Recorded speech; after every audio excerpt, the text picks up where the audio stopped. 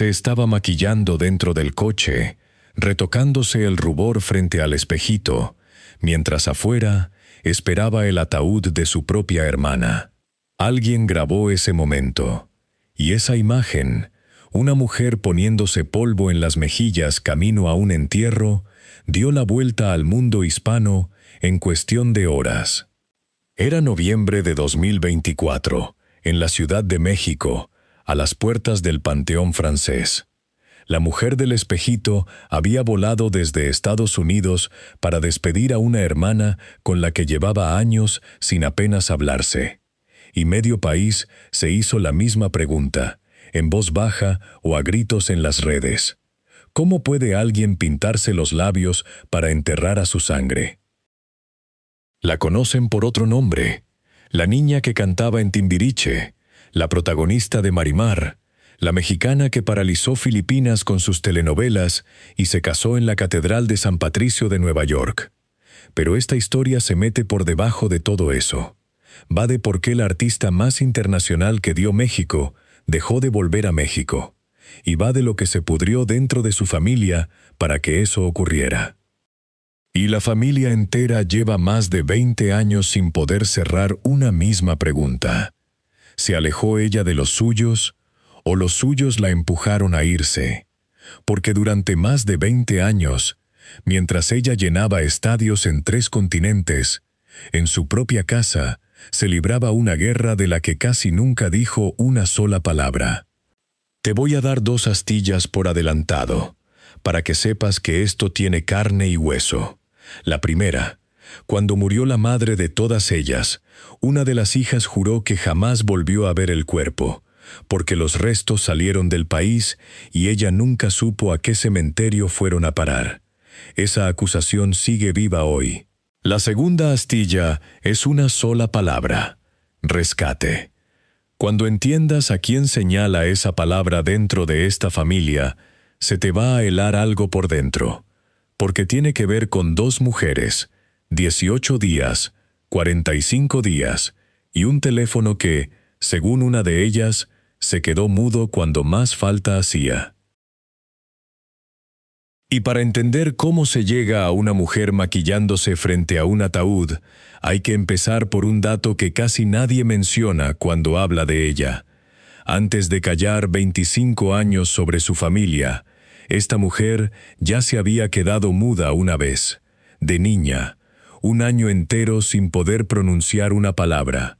Tenía 6 años cuando enterró a su padre. Ernesto Sodi Pallares era un hombre poco común. Médico, doctor en patología, criminólogo, escritor, miembro de una de esas familias mexicanas de apellido intelectual, de las que llenan una casa de libros, de discusiones cultas y de silencios largos. La diabetes lo fue apagando por dentro durante años, y una tarde de abril de 1977 se apagó del todo. La niña entró a verlo minutos antes del final. Le dio un beso. Durante años, ya siendo una mujer adulta y famosísima, ella contó algo que cuesta escuchar sin encogerse, que llegó a creer que aquel último beso fue el que lo mató. Una culpa de niña, absurda y enorme, del tamaño que solo cabe en la cabeza de un niño de 6 años. Es posible que esa culpa se le enredara muy adentro y no se soltara nunca, porque de aquella época arrastra un trastorno obsesivo-compulsivo que ha reconocido en público más de una vez. Y pasó algo más, lo que de verdad importa para todo lo que viene después. La niña dejó de hablar, perdió la voz durante 1 año completo. La futura cantante más vendida de México se quedó, de golpe, sin sonido. En esa casa, tras la muerte del padre, quedó una mujer al mando. Y esa mujer lo cambió todo.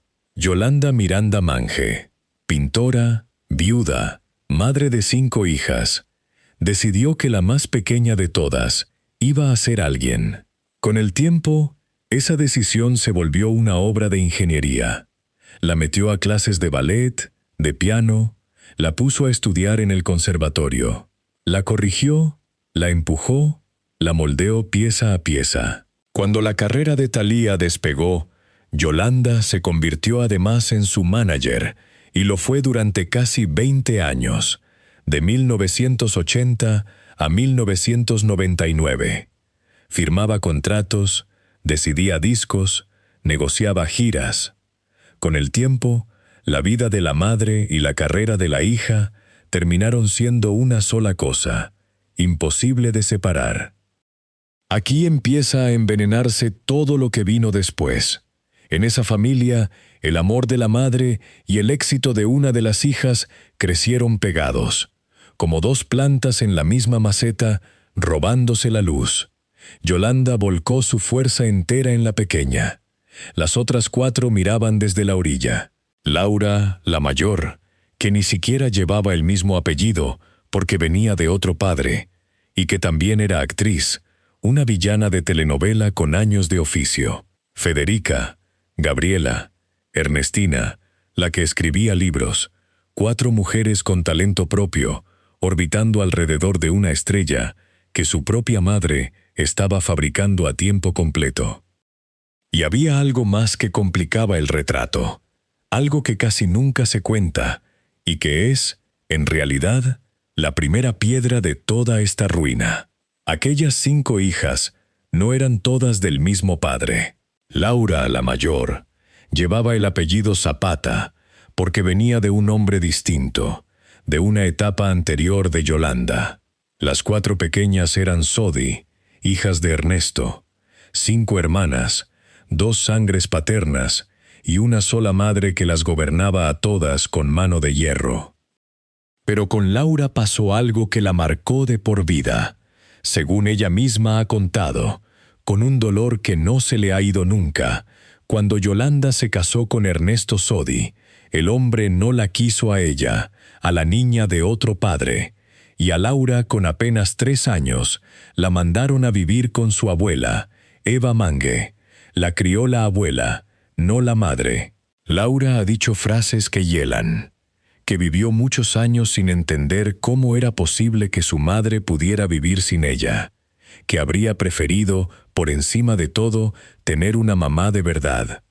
Creció viendo, desde lejos, cómo esa misma madre que la había apartado peleaba con uñas y dientes por la carrera de la más pequeña, mientras a ella jamás la acompañó a una sola negociación. ¿Entiendes lo que eso siembra? El rencor de Laura hacia Thalía no nació con el secuestro de 2002. Venía de mucho, mucho antes. Venía de una niña de 3 años dejada en casa de la abuela, mirando cómo la reina de la casa era otra, porque Yolanda tenía fama de dura, de exigente hasta lo implacable. La disciplina, la terquedad y la pasión con que empujó a Thalía a la cima fueron también las mismas armas con las que, según se ha contado, marcó jerarquías dentro de casa. Una hija era el proyecto adorado, otra había sido, de bebé, un estorbo que se mandó lejos. Casi nadie lo llamó favoritismo en voz alta, todavía. Pero cuando una madre convierte a una hija en su obra maestra y a las demás las deja de público, se está tensando una cuerda que, tarde o temprano, se rompe. La única duda era cuándo se iba a cortar y a quién le iba a estallar en la cara. Timbiriche primero, a mediados de los 80, cuando Thalía era una adolescente. Luego la carrera en solitario. Después, las telenovelas que la volvieron un fenómeno planetario. Marimar, María la del barrio, Rosalinda. Las llamaron las 3 Marías, y con ellas su cara llegó a lugares donde México ni siquiera sabía que lo veían, de Manila a Sao Paulo. Se cuenta que en Filipinas sus novelas vaciaban las calles a la hora de emisión, y aquí aparece la primera grieta silenciosa. Cuanto más grande se hacía ella, más pequeñas quedaban las otras 4 en el retrato familiar, y más lejos empezó a quedar, también, el país que la vio nacer, porque al final de los 90 entró en su vida un hombre que iba a sacarla de México casi por completo. Se llamaba Tommy Mottola, uno de los hombres más poderosos de la industria musical del planeta, el jefe de Sony Music durante años, el ejecutivo que había construido y manejado carreras que movían cientos de millones de dólares, un hombre que además venía de un matrimonio anterior con otra diva enorme de la música. El 2 de diciembre del año 2000, Thalía se casó con él en la Catedral de San Patricio de Nueva York, en una boda de cuento que salió en las portadas de medio mundo, con vestido de ensueño y lista de invitados de otra galaxia. La mexicana de las telenovelas entraba, por la puerta grande, en la aristocracia del entretenimiento estadounidense. Y con esa boda, sin que nadie lo dijera en voz alta, se dibujó una línea. De un lado quedó su nueva vida, Nueva York, el poder, el inglés, un marido que movía el mundo con una llamada. Del otro lado quedó lo de antes, México, la madre, las 4 hermanas, la casa donde crecieron, los rencores de siempre. Se llevó a México entero metido en el pecho, pero se lo llevó a una ciudad a 4,000 kilómetros de distancia. Y ahí empezó, de verdad, el alejamiento. Todo pasó sin anuncio y sin portazo, como una marea lenta que cada año la dejaba un poco más lejos de la orilla donde seguía varada su familia. Su vida entera se mudó a Estados Unidos, Nueva York, una mansión en Connecticut, alfombras rojas, hijos nacidos en suelo americano. México se convirtió en el lugar al que se vuelve de visita, y cada vez de visitas más cortas y más espaciadas. Sus 4 hermanas se quedaron del otro lado de la frontera, con la madre, con los problemas de siempre, con la vida de siempre. Y entre ellas, poco a poco, empezó a crecer un silencio distinto al de la infancia. Aquel primero, el de la niña, le había caído encima sin buscarlo. Este otro lo fue eligiendo con los años, sobre lo que pasaba en casa, sobre los rencores que se acumulaban, sobre las cuentas que no cuadraban entre hermanas. Thalía casi nunca abrió la boca, y ese callar suyo, con el tiempo, muchos lo empezaron a leer como distancia, otros lo leyeron como algo bastante más feo. Mientras ella brillaba en otro idioma y en otro país, en México estaba a punto de estallar algo que iba a partir a esta familia por la mitad para siempre, y lo que se venía encima era una pesadilla que ningún testamento y ningún reproche habrían podido causar por sí solos. El 22 de septiembre de 2002, 2 de sus hermanas, Laura Zapata y Ernestina Sodi, salían de una función de teatro en la Ciudad de México. Habían estado esa noche sobre el escenario con La casa de Bernarda Alba, aquella obra de Lorca sobre madres que encierran a sus hijas, que vista desde hoy suena a presagio cruel. Al salir del teatro, ya de noche, un grupo armado las interceptó en la calle y se las llevó, a las 2. Fue un secuestro, y de los largos, de esos que dejan a una familia entera sin dormir durante semanas. Laura estuvo en cautiverio 18 días, Ernestina 45, casi un mes y medio encerrada, en manos de criminales, sin saber si iba a volver a ver la luz. 2 mujeres de una misma familia, arrancadas de la banqueta y guardadas como mercancía mientras alguien, en algún lado, negociaba su precio. ¿Y por qué ellas? Precisamente ellas. Aquí es donde la historia se pone fea de verdad. Según se ha contado durante más de 20 años, para los captores Laura y Ernestina eran sobre todo una llave para abrir otro bolsillo, uno muy concreto y muy lleno. Se ha dicho que uno de los secuestradores lo soltó sin rodeos, casi con desprecio. Esto es un secuestro, no es nada personal. Aquí lo que queremos es el dinero de Tommy Mottola, $5 millones. El apellido del marido de Thalía, pronunciado dentro de un cautiverio, convertido en una cifra fría. Las hermanas de la estrella valían, para esos hombres, exactamente lo que creyeran poder sacarle a la estrella y a su marido millonario.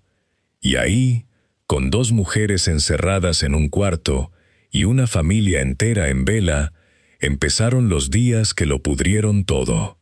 45 días, en el caso de Ernestina.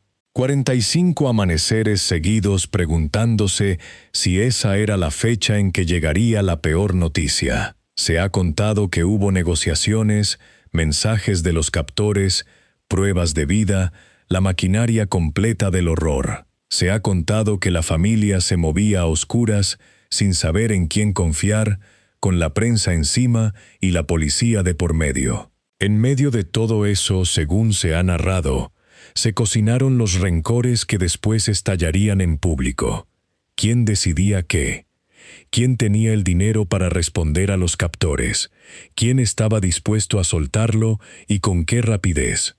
Cada hora que pasaba con las 2 hermanas adentro, la desconfianza entre las que estaban afuera crecía un poco más.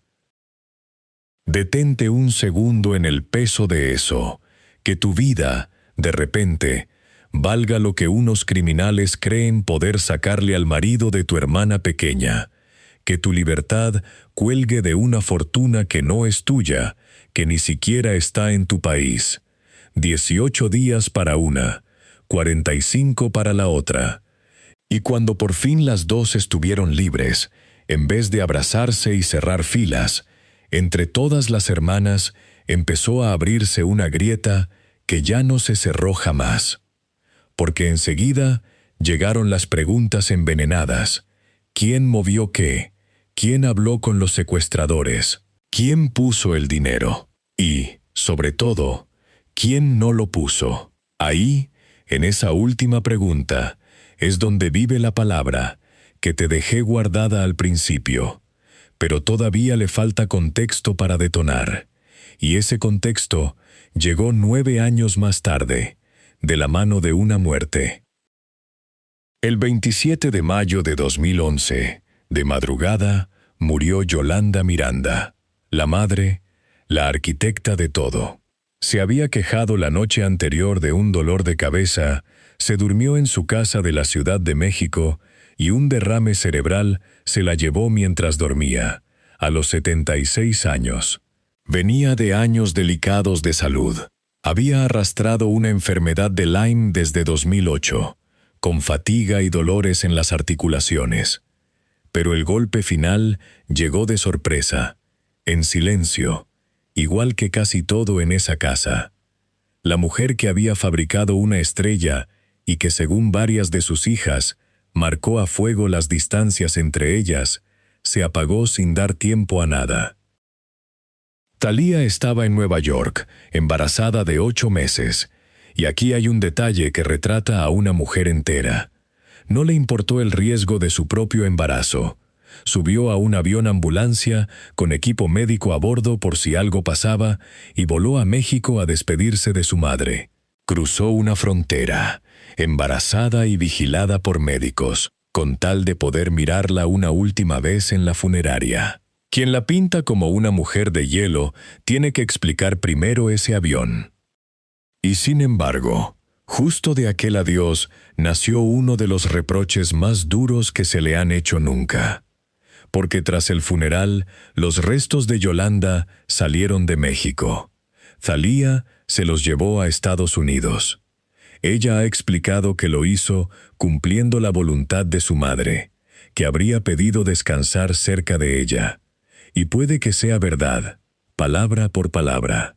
Pero para otra de las hijas, aquello fue un robo en toda regla. Laura Zapata lo ha contado con las frases más amargas que se le pueden lanzar a una hermana. Ha dicho que cuando su mamá murió, nunca la volvió a ver, que se la llevaron a un cementerio que ella, hasta hoy, no sabe ni en qué punto del mapa queda, que se quedó sin un lugar al que ir a rezarle a su propia madre, y que lo que más le partió el alma, según sus palabras, fue ver sufrir a la abuela de la familia, una anciana que tampoco tenía dónde llorar a su hija, porque su hija estaba enterrada a miles de kilómetros, en una tumba sin dirección conocida. ¿Alcanzas a ver lo que eso hace dentro de una familia?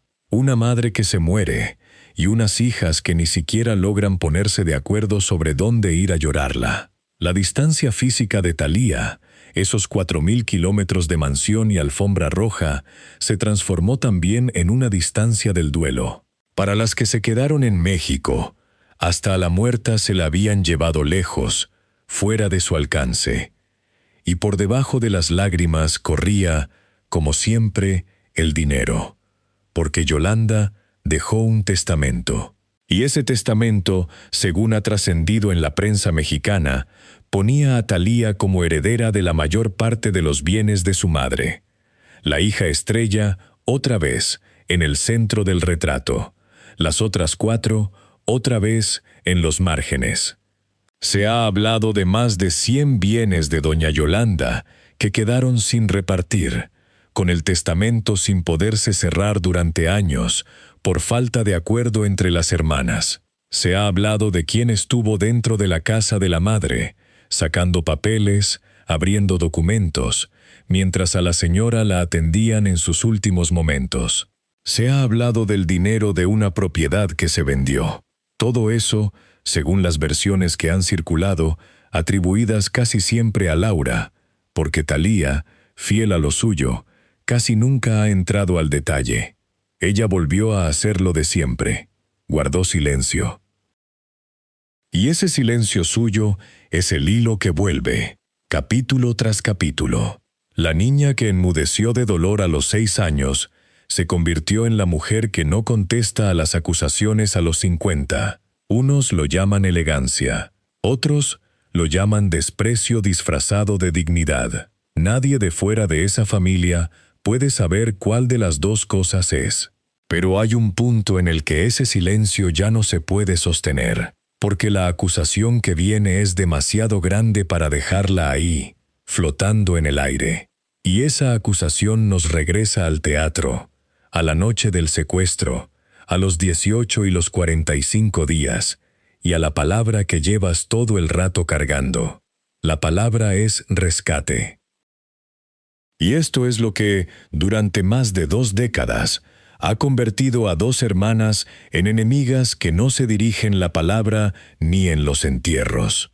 Según ha declarado Laura Zapata, de forma pública y repetida a lo largo de los años, cuando ella y Ernestina estaban secuestradas, con la vida colgando de un hilo y de una negociación, Thalía no pagó el rescate. Hay que decirlo con todas las comillas del mundo, porque es la versión de Laura, y Thalía la ha respondido con su silencio de siempre, y otras versiones cuentan las cosas distinto. Pero la acusación, tal como la lanza Laura, es demoledora.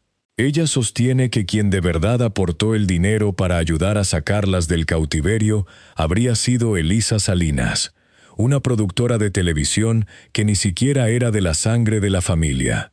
Su hermana millonaria, la casada con uno de los hombres más ricos de la música, se habría quedado, según ese relato, extrañamente al margen.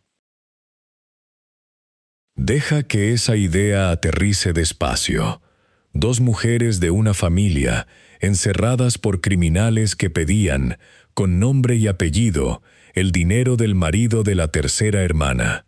Y la tercera, la del dinero, la del apellido que los secuestradores gritaban, según la mayor de todas ellas, no fue quien puso lo que hacía falta para liberarlas. Confirmado o no, probado o no, esa es la herida que no cierra. Esa es la acusación que Laura ha repetido durante 20 años y que explica por qué, cada vez que un reportero le pregunta por Thalía, se le endurece el gesto de golpe. Para Laura, según lo que ella misma cuenta, su hermana pequeña la dejó pudrirse dentro de aquel agujero. Y eso, en su cabeza, no tiene perdón posible. Con esa palabra puesta encima, todo lo anterior cambia de color. El silencio de Thalía sobre su familia ya no suena solo a elegancia herida. La distancia de aquella mansión, a medio continente de su gente, ya no parece solo el precio de un matrimonio afortunado. Los restos de la madre llevados a un cementerio sin dirección, el testamento que la favorecía a ella por encima de las demás, todo se tiñe del mismo color oscuro en cuanto entra en escena la palabra rescate. Se entiende, de repente, por qué esta familia no se sienta junta ni en Navidad. Se entiende por qué ella dejó de volver. Porque después del secuestro, la guerra dejó de ser privada y se subió a los escenarios y a los libros. Ernestina, la hermana escritora, publicó un libro sobre su cautiverio, Líbranos del mal, y en esas páginas, según se ha reportado, dejó caer algo tremendo, que su propia hermana Laura habría intervenido de alguna forma para retrasar su liberación, que estuvo 45 días encerrada por motivos que iban más allá de los secuestradores. Laura lo negó, herida hasta el tuétano. Poco después, Laura montó su propia obra de teatro, Cautivas, en 2005, para contar su versión del secuestro sobre un escenario, cada noche, delante del público. Y ahí, según ha trascendido, Thalía y Ernestina se opusieron a que se usaran sus nombres en la obra, y se llegó a hablar de acciones legales entre ellas. 3 hermanas, un mismo horror vivido en carne propia, y 3 versiones enfrentadas que se amenazaban con abogados.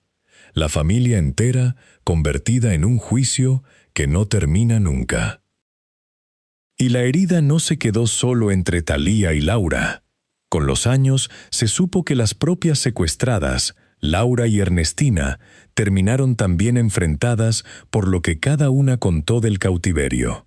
Llegó a difundirse una fuerte discusión telefónica entre las 2 hermanas, grabada, en la que se reprochaban versiones enfrentadas de aquellos días de encierro. El secuestro, que debería haberlas unido para siempre en el mismo trauma, las separó a las 3 en 3 bandos distintos.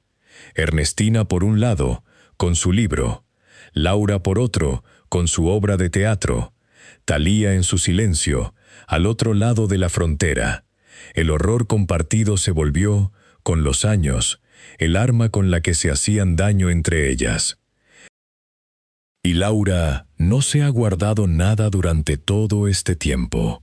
Ha llegado a decir que fue ella quien le abrió a Thalía las puertas de Televisa cuando la pequeña empezaba, que sin ella no habría existido esa carrera. Ha hablado, con una foto antigua de las 2 en la mano, de que la maldad y la envidia destruyeron esa hermandad, aunque nunca ha querido aclarar del todo de qué lado venía la envidia. Ha dicho, con todas las letras, que se alejó de Thalía precisamente por eso, por la maldad y la envidia. Thalía, del otro lado del muro y de la frontera, ha respondido muy pocas veces, y casi siempre con la misma frialdad cortés que enfurece aún más a su hermana. En una ocasión, soltó una frase que a Laura le supo a bofetada envuelta en algodón. Se me resbala lo que dice. Tali, hermanita chula, te quiero mucho. Una ternura pública que, para la mayor, sonaba a burla fina. Desde aquel 2002, Thalía y Laura no cruzan una palabra. Más de 20 años. La vida entera de una sobrina, de un sobrino, transcurriendo sin que 2 hermanas se digan ni buenos días. Cumpleaños, bodas, navidades, muertes, todo pasando con esa pared de cemento en medio. Y mientras esa pared se levantaba en México, Thalía echaba raíces cada vez más hondas del otro lado. Tuvo 2 hijos con Motola, una niña y un niño, nacidos y criados en Estados Unidos, con inglés de primera lengua y una vida entera lejos de la Ciudad de México, donde ella misma había nacido. Cada año que pasaba, su centro de gravedad se alejaba un poco más del país donde estaban sus hermanas. La frontera dejó de ser una línea en el mapa y se volvió una forma de vida. ¿Y qué hizo Thalía durante esos 20 años de Guerra Fría? Lo de siempre: callar, seguir cantando en otro país, sacar discos, llenar estadios, subir fotos felices desde su mansión, recordar a su madre cada mes de mayo en las redes con mensajes de amor: «Te amo por siempre, te añoro mamá». Me la imaginé aquí sentadita, mientras del otro lado de la frontera su hermana mayor la acusaba en televisión de haberle robado hasta el cadáver de esa misma madre. 2 duelos por la misma mujer, contados en 2 idiomas emocionales que ya no se traducen entre sí. La una llorando en Instagram, en inglés y en español, ante millones de seguidores. La otra clamando en los programas de espectáculos de México, ante las cámaras que sí la buscaban a ella, y ninguna de las dos, en 20 años, levantando el teléfono para llamar a la otra. Y así llegamos, por fin, de vuelta al punto donde empezó todo. A noviembre de 2024, porque el 8 de ese mes murió Ernestina Sodi, la hermana escritora, la que pasó 45 días secuestrada, la del libro. Tenía 64 años. Llevaba internada desde el 18 de octubre en un hospital de la Ciudad de México, y un cuadro brutal terminó con ella. Complicaciones de un infarto, una ruptura de la aorta, una inflamación en el cerebro. 3 semanas de agonía. Y aquí hay un detalle que le da la vuelta al corazón a toda la historia. Según contó un amigo cercano de Ernestina tras su muerte, la escritora se fue en paz. Habría perdonado, antes de morir, absolutamente a todos. A sus secuestradores, a quien le hizo daño, a sus propias hermanas. Se fue, según ese testimonio, sin una sola piedra pesándole en el pecho. La única de las 3 que vivió el infierno del cautiverio en carne propia fue también la única que, al final, soltó el rencor. Las que siguen vivas, en cambio, siguen cargándolo. Y Thalía, la que se había alejado, la que llevaba años sin apenas pisar México, esta vez sí volvió. Cruzó la frontera para enterrar a Ernestina. Cabe pensar que quiso despedirse de la hermana con la que, pese a toda la guerra, compartió infancia, madre, escenario y hasta el horror de saberla secuestrada. Pero incluso ese regreso, incluso ese gesto de volver, se le volvió en contra en cuestión de horas, porque alguien la grabó dentro del coche, camino del Panteón Francés, retocándose el maquillaje frente al espejo, y las redes la despedazaron. Cuando de verdad sientes dolor, en lo último que piensas es en el maquillaje, le escribieron a miles. La mujer que había volado a enterrar a su hermana fue acusada de llegar al panteón como quien llega a una fiesta. Poco después, Thalía se retiró un tiempo de las redes sociales. Otra vez, el silencio, su viejo refugio, el único que conoce. Y Laura, la hermana con la que no se habla, ni siquiera fue al entierro. Soltó una frase que lo resume todo, gélida y perfecta: voy a celebrar su vida, no a llorar su muerte. Se juntó con la familia de su padre, lejos del ataúd de Ernestina, y hasta la criticaron por mostrarse tan desapegada, mientras su hermana era enterrada. 3 hermanas de sangre, y ni la muerte de una de ellas logró meterlas a las otras en la misma habitación, ni siquiera para llorar juntas media hora.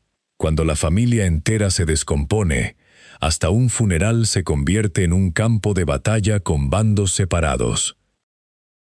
Piensa en la escena completa: una capilla ardiente, un ataúd y alrededor 3 hermanas repartidas por la geografía y por el rencor.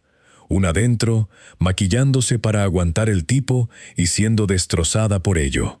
Otra fuera, celebrando en vez de llorando y siendo destrozada por ello también. y la muerta en medio, callada para siempre, la única que ya no puede dar su versión de nada. Todo lo que quedó sin decirse entre ellas se quedó dentro de esa caja, sellado. Pero a esta historia todavía le quedaba un último trago de veneno. Después de que Ernestina muriera, según ha trascendido, se abrió un pleito nuevo, calcado del anterior. Esta vez, por las cenizas de Ernestina. Se ha dicho que Thalía quería llevárselas a Estados Unidos, igual que 13 años antes hizo con los restos de su madre, y que Camila Sodi, la hija de Ernestina, la sobrina de Thalía, se opuso con uñas y dientes, exigiendo que los restos de su mamá se quedaran en México, en su tierra. La misma pelea, el mismo motivo, una generación más tarde. En esta familia, ni los muertos descansan, se los disputan de un país a otro. Y Laura, desde su rincón, echó sal en la herida con algo tan cruel como revelador. Qué bueno que ahora se pelean entre ellas, así se dan cuenta de que no soy yo la que anda buscando pleito. Esa es la verdad completa detrás de la mujer del espejito, muy distinta a la que contaron las redes aquella tarde. Una mujer que llevaba 25 años tragándose una guerra en silencio, que voló a enterrar a una hermana secuestrada a la que medio país creyó que había abandonado, y que hasta en el duelo terminó juzgada por un país entero. Puede que el maquillaje fuera lo único que todavía sabía controlar de una situación que, hacía ya 2 décadas, se le había escapado por completo de las manos. Esa imagen cobra otro sentido ahora que la conoces por dentro. Una mujer sentada en un coche, frente a un espejito, pasándose el rubor por las mejillas, con el ataúd de su hermana esperándola a unos metros. Al principio, parecía pura frialdad. Vista de cerca, es otra cosa. Parece una mujer que aprendió, desde los 6 años, que cuando el dolor le llega demasiado grande, se queda sin voz. Aquella niña que enmudeció un año entero al morir su padre, quizá nunca terminó de recuperar del todo las palabras para lo más hondo. Y ante la muerte, ante la traición, ante la acusación pública, su respuesta fue siempre la misma: apretar los labios, seguir de pie y aguantar el golpe, aunque fuera pintándose la cara, para no derrumbarse delante de las cámaras. Nadie de fuera puede repartir con justicia las culpas de esta historia. Hay cosas que probablemente no se sabrán nunca con certeza. Quién pagó o dejó de pagar aquel rescate sigue en la penumbra, con una versión enfrentada a otra. Si el testamento fue justo o fue un despojo, depende de a qué hermana le preguntes. ¿Dónde descansan de verdad los restos de Yolanda? ¿Y por voluntad de quién? Cambia según quien cuente la película. Cada hermana narra una historia distinta, y las 3 no pueden ser verdad a la vez. Lo único que se puede tocar con las manos es el resultado. Una familia hecha añicos que ni la muerte consigue volver a pegar. Y hay una crueldad extra en todo esto, una que muchos no ven. Thalía lo tuvo todo: la fama que su madre soñó para ella, la fortuna, el marido poderoso, los estadios, el reconocimiento en medio mundo. Fue, medida en éxito, la más afortunada de las 5 hermanas, con muchísima diferencia. Y sin embargo, en lo más elemental, en tener a sus hermanas cerca, en poder llorar a su madre en el mismo cementerio que ellas, en sentarse todas a una mesa un diciembre cualquiera, ahí lo perdió casi todo. Se puede llenar un estadio en Manila y quedarse a la vez sin nadie de tu sangre a quien llamar un domingo por la tarde. El éxito, a veces, se paga con la moneda más cara que existe. Porque, al final, la propia Thalía ha dado la única explicación que ha querido dar de todo esto, y es una explicación tan sencilla como triste. Ha dicho, más o menos, que cada una de las hermanas está tomando su espacio y su tiempo para lamer sus heridas y sanar, que cada quien tiene sus tiempos, y que ella lo único que ha hecho es respetar esa distancia, aunque también haya tenido que exigir respeto para la suya. Traducido, yo me aparté para no seguir sangrando, y les pido que me dejen apartada. En esa frase cabe toda la historia. Una mujer que decidió que la única forma de sobrevivir a su propia familia era poner un océano de por medio y bajar la voz. Y aquí es donde esto deja de ir sobre Thalía y empieza a ir sobre ti, porque casi todos cargamos, en algún rincón callado del pecho, con una hermana, un hermano, un padre, alguien de nuestra propia sangre con quien las cosas se rompieron un día y ya nunca se recompusieron. Alguien a quien dejamos de llamar, alguien de quien nos fuimos alejando, a lo mejor 4000 kilómetros, a lo mejor solo el ancho de una ciudad, o el pasillo de una misma casa, porque alejarse es alejarse, aunque quepa a pie, y casi siempre nos contamos a nosotros mismos que la culpa entera fue del otro. Así que te dejo con la pregunta que esta familia lleva 25 años sin poder responder, y que tú sí puedes contestar hoy, aunque sea en voz baja, para dentro. Cuando alguien de tu sangre se aleja y se calla durante años, ¿lo hace porque es un monstruo sin corazón o porque hubo un dolor tan grande que solo supo protegerse desapareciendo? ¿Se alejó Thalía de su familia por soberbia o su familia la fue empujando, reproche a reproche, año tras año, hasta la puerta de salida? Y esta es la que quiero que te lleves esta noche a la cama.